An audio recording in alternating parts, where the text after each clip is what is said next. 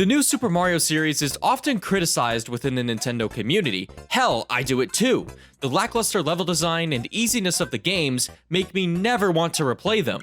However, when I started to play New Super Mario Bros. DS for this review, I was actually enjoying it. Every critique I had with the game vanished the more I played it. When the game first came out, it was loved by everyone. There wasn't a new 2D Mario game in a long time, and it was a nice return to Mario's roots.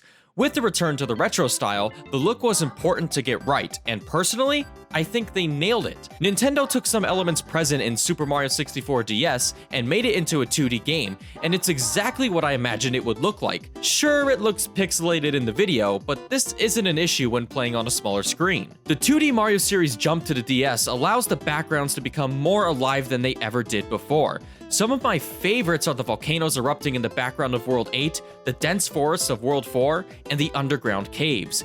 These backgrounds also have a lot more depth to them now that they're in 3D. All of the character models for the heroes and enemies are translated pretty well into 3D. The developers even added a new animation to all the enemies where they dance at certain parts to the soundtrack. The basics are still the same. You run and jump your way to the end of a level, beat a boss, and save the princess while traveling through a variety of different worlds. To accomplish this, Mario has been given new moves seen from the 3D Mario games.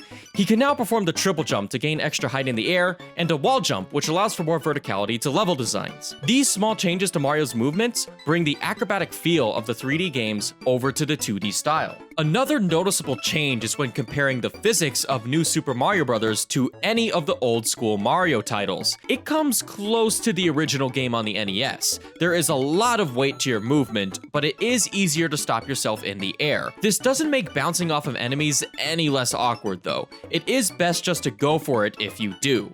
But as a whole, it does feel good, but nothing will ever beat the feel of Super Mario World. That game felt like perfection. Just like past games, we do have some new power-ups to go over. However, the new ones are pretty lackluster and even more situational than the power-ups introduced in Mario 3. The mini mushroom makes Mario tiny, which makes him jump higher in the air and fit into tighter areas. However, this form is frail. Mario will die in one hit and can only kill enemies by using a ground pound. This power-up is also required to access Worlds 4 and 7 by beating Worlds 2 and 5's bosses. The Mega Mushroom makes Mario giant, which allows him to run over blocks and enemies. Doing enough damage to a level will reward the player with extra 1-ups.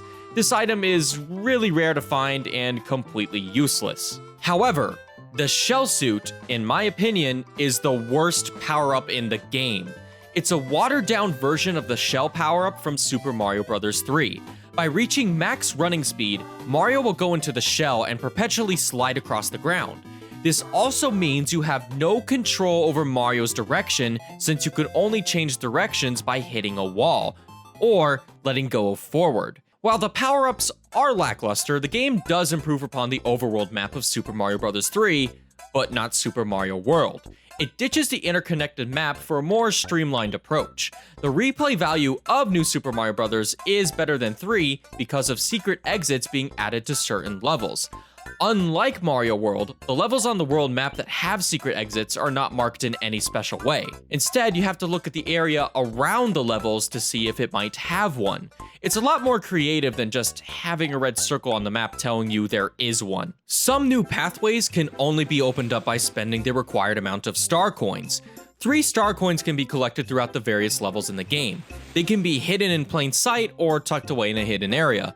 Luckily, it's not required to collect all of these coins since they're used to unlock optional areas in the map. One of these are the red and green toad houses. The green houses have a minigame that reward the player a ton of 1-ups if you're lucky enough to choose the correct blocks.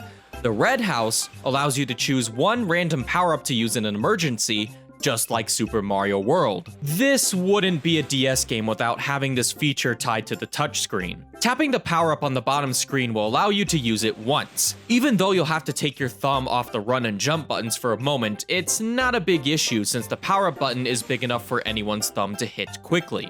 Another feature of the bottom screen is showing how much progress the player has made in a level. The level design of New Super Mario Bros. Expands upon the design elements from Mario 3 instead of World. Most of the levels are pretty straightforward compared to the explorative design of Mario World. However, the levels are still fun to platform through. You'll see classic Mario elements from previous 2D games expanded upon with new gimmicks. Instead of having tall mushrooms as platforms only like in Mario 1, they will now also move up and down if Mario is on them, tilt side to side, or even shrink and expand. Adding a twist to classic elements of Mario breathes new life into these levels. But what differentiates this game's level design compared to other 2D Mario games is how much enemies are incorporated within them. You'll use bomb-bombs to blow up blocks to make it to brand new areas, or you'll have to time your jumps just right to bounce off of spiders moving up and down to collect star coins. There are new enemies that are introduced as well called bruisers. You are able to manipulate them in order to destroy blocks that are hindering your progress, or allow you to obtain hidden items. Boos now have a new variation where they grow bigger when you stare at them, which can halt your progression. World 2 has a new variation of the jumping blocks from Mario 3. This time, you can manipulate the block towers by standing on them and looking right or left, allowing for some interesting puzzles. World 8 has crows constantly following Mario and diving after him, making it more treacherous to platform. While this is a welcome change, there are still some levels that I just can't stand, and that's mainly the auto-scrollers. Yes, they have returned, and they are just as slow and boring as the ones in Mario 3.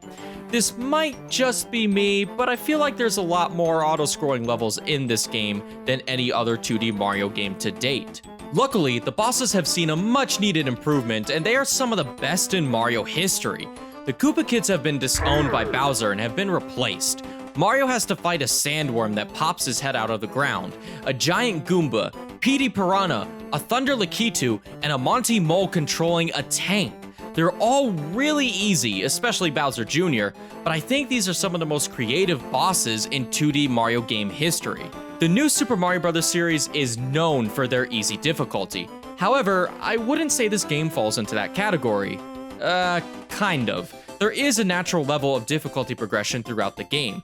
The player's skill will be tested more as you get introduced to new gimmicks throughout the levels. The game is harder than Super Mario World, but that's not really saying much. As a whole, the reboot of the 2D style Mario games is pretty good. The power-ups might be lackluster, but the new take on old level designs breathed new life into the series, along with the more creative boss fights. Besides Bowser Jr. This game gets shat on way too much because of the future games in the series, and that's not exactly fair. Each game in the series should be judged separately and on how they improved upon what this game established, along with previous 2D Mario titles. But what do I know? I'm just some random guy on the internet who decided to review New Super Mario Bros. DS.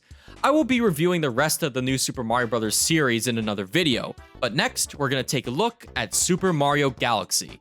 And remember to subscribe for more video game reviews.